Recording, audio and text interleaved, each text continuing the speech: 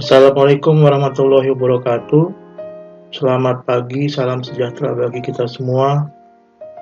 Apa kabar kalian semua? Semoga selalu sehat. Hari ini Bapak akan memberikan materi mengenai materi kelas 7 semester 2 bab 3, aktivitas manusia dalam memenuhi kebutuhan, yaitu kegiatan ekonomi. Silakan disimak. Kompetensi dasar pada materi kali ini adalah menganalisis konsep interaksi antar manusia dengan lingkungan alam, sosial, budaya, dan politik yang menghasilkan berbagai kegiatan ekonomi dalam lingkup provinsi. Menyajikan hasil analisis interaksi manusia dengan lingkungan alam, sosial, budaya, dan politik yang menghasilkan berbagai kegiatan ekonomi dalam lingkup provinsi. Tujuan pembelajaran. Setelah mengikuti proses pembelajaran, peserta didik diharapkan dapat menjelaskan kegiatan produksi, menjelaskan kegiatan distribusi, dan menjelaskan kegiatan konsumsi.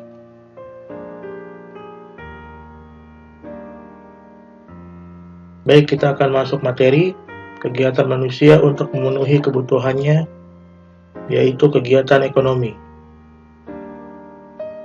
Jenis-jenis kegiatan ekonomi. Kegiatan ekonomi dibagi menjadi 3, yaitu kegiatan produksi, kegiatan konsumsi, dan kegiatan distribusi. Nama-nama pelaku kegiatan ekonomi. Pelaku kegiatan produksi dinamakan produsen. Pelaku kegiatan konsumsi dinamakan konsumen. Dan pelaku kegiatan distribusi dinamakan distributor. Produksi.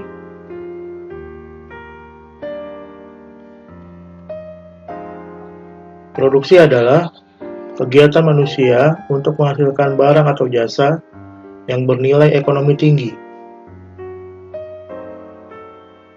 Untuk melakukan produksi, seorang produsen harus ingat tentang 3 hal, yaitu what. What artinya barang-barang apa saja yang akan dihasilkan dan bahan-bahan apa saja. Ini berhubungan dengan tujuan dari produksi itu.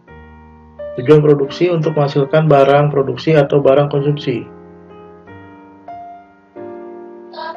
How. Bagaimana memilih faktor-faktor produksi untuk memproduksi barang harus dipikirkan oleh seorang produsen. Karena ini menyangkut tenaga kerja, modal, dan bahan baku dengan tujuan memproduksi barang atau jasa yang berkualitas dengan harga jual yang murah. Whom. Artinya kepada siapa barang produksi tersebut didistribusikan. Permasalahan yang ditimbulkan bukan sekedar bisa menghasilkan barang, akan tetapi barang dihasilkan harus diterima oleh masyarakat. Untuk itu, seorang pengusaha perlu mengadakan promosi agar barang hasil produksi dikenal dan disukai oleh masyarakat. Faktor produksi. Faktor produksi dibagi menjadi 2, yaitu faktor asli dan faktor turunan. Faktor asli antara lain alam dan tenaga kerja. Faktor turunan antara lain modal dan kewirausahaan.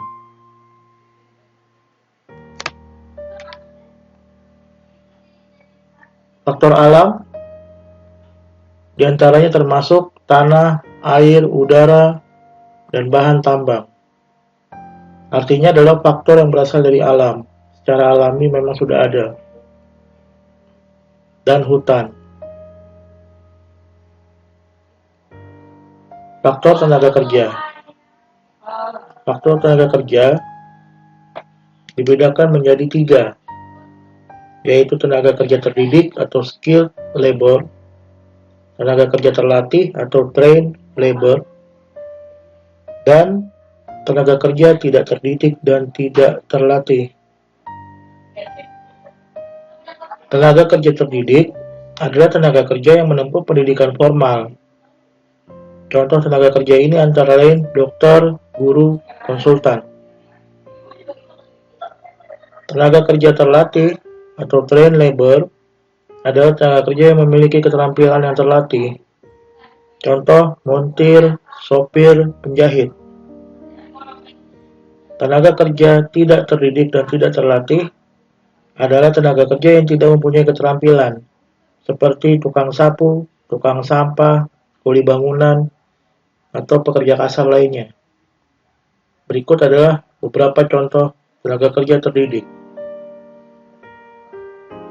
Ya, kita lihat di sini ada dokter, ada guru, ya, ada arsitek yang membutuhkan pendidikan untuk dapat bekerja di bidang-bidang tersebut. Contoh tenaga kerja terlatih, ada penjahit, ada juga yang di kilang minyak, dan juga pekerja pabrik. Dan tenaga kerja tidak terdidik dan tidak terlatih. Contohnya adalah beberapa pekerjaan kasar, tukang sapu jalan, kuli bangunan, itu contohnya.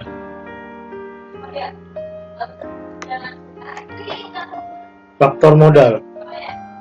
Modal tidak hanya berupa uang, dapat juga berupa barang, mesin, gedung, dan bahan baku.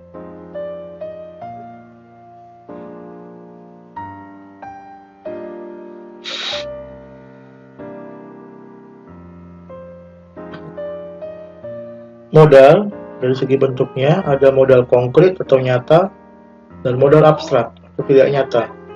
Contoh modal konkret adalah barang, uang, mesin, dan lain-lain. Modal abstrak adalah keterampilan atau kemampuan seseorang. Berikut adalah beberapa contoh modal.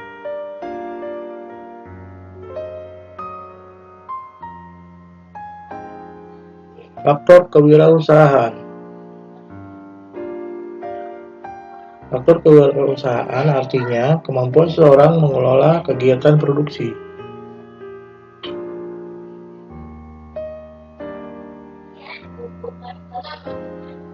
Faktor kewirausahaan dibagi menjadi beberapa skill atau kemampuan.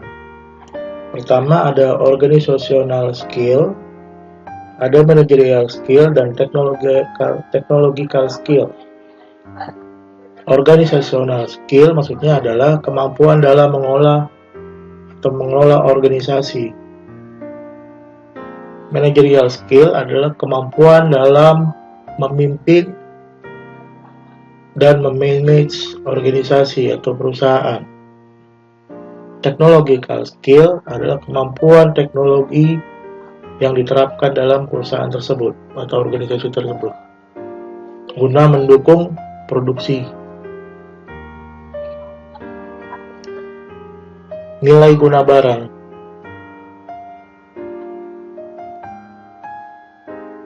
Nilai guna barang dibagi menjadi beberapa nilai guna. Pertama, nilai guna bentuk atau form utility. Artinya, suatu barang akan memiliki nilai guna apabila telah mengalami perubahan bentuk. Contoh, kacang kedelai akan memiliki nilai guna lebih tinggi apabila dirubah atau diolah menjadi tahu atau tempe. Perubahan nilai guna tersebut akan mempengaruhi harga dan manfaat barang tersebut. Harga dan manfaat dari tahu atau tempe lebih tinggi dibandingkan dengan kacang kedelai. 2. Nilai guna tempat atau place utility adalah nilai guna suatu barang akan lebih tinggi karena perbedaan tempatnya. Contoh, pasir akan bertambah nilai gunanya jika dibawa ke toko bangunan. Nilai guna waktu atau time utility. Nilai guna suatu barang akan bertambah kalau barang tersebut digunakan pada saat yang tepat. Contoh, jaket digunakan pada saat kita kedinginan. Payung kita gunakan pada saat hujan atau panas. Artinya, nilai guna barang tersebut akan bertambah jika kita menggunakan pada saat kita membutuhkannya. Nilai guna kepemilikan atau ownership utility. Artinya, nilai guna barang akan bertambah apabila barang tersebut telah berpindah kepemilikannya. Misalnya, sepatu di toko belum memiliki nilai guna dan akan memiliki nilai guna jika sepatu tersebut dibeli oleh seseorang dan kemudian dipakainya. Nilai guna barang bukan hanya ditentukan oleh kepemilikan saja, akan tetapi dapat juga dilihat dari siapa yang memilikinya. Contoh, seorang pemilik restoran akan lebih baik apabila memiliki juru masak yang terkenal. Contoh kegiatan produksi.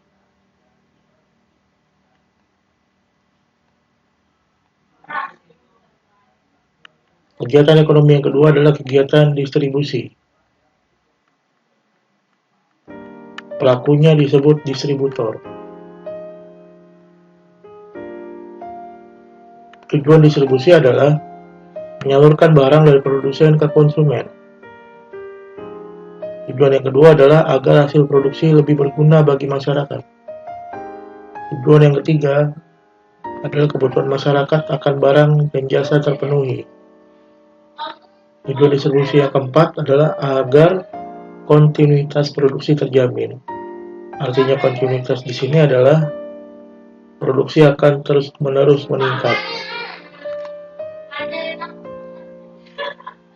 Untuk mencapai tujuan distribusi, ada beberapa cara yang dilakukan agar barang sampai kepada konsumen. Cara tersebut antara lain sebagai berikut. 1. Distribusi langsung adalah distribusi barang atau jasa tanpa melalui perantara sehingga penyaluran langsung dari produsen kepada konsumen. Contoh, pedagang sate langsung menjual barang kepada konsumen. Yang kedua, distribusi semi langsung adalah sistem distribusi dari produsen kepada konsumen melalui pedagang perantara yang merupakan bagian dari produsen. Contoh, pabrik tekstil menyalurkan kainnya melalui penyalur khusus. Yang ketiga, distribusi tidak langsung adalah sistem distribusi dari produsen kepada konsumen melalui agen, grosir, atau pedagang kecil yang bertindak sebagai pedagang perantara. Faktor-faktor yang mempengaruhi distribusi. Sifat barang. Artinya, sifat barang ini tahan lama atau cepat rusak akan mempengaruhi distribusinya barang tersebut. Luasnya daerah pemasaran. Semakin luas daerah pemasarannya, maka faktor distribusinya akan semakin menentukan. Jumlah barang yang dihasilkan. Jumlah barang yang dihasilkan, lebih banyak jumlah barang yang dihasilkan, akan semakin kompleks pula cara distribusinya. Sarana komunikasi. Sarana komunikasi mempengaruhi lancarnya distribusi barang. Biaya pengangkutan.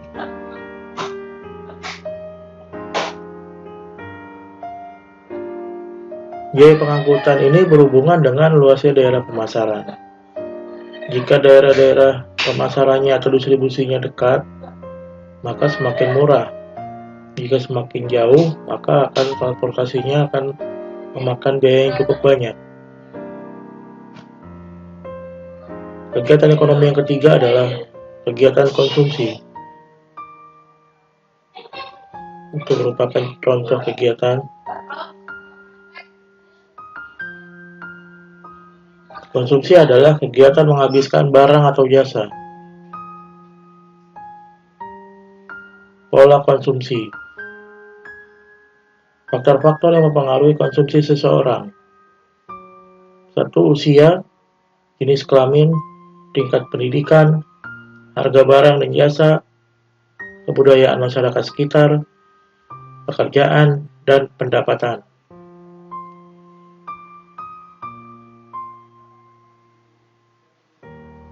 Hubungan konsumsi dan pendapatan.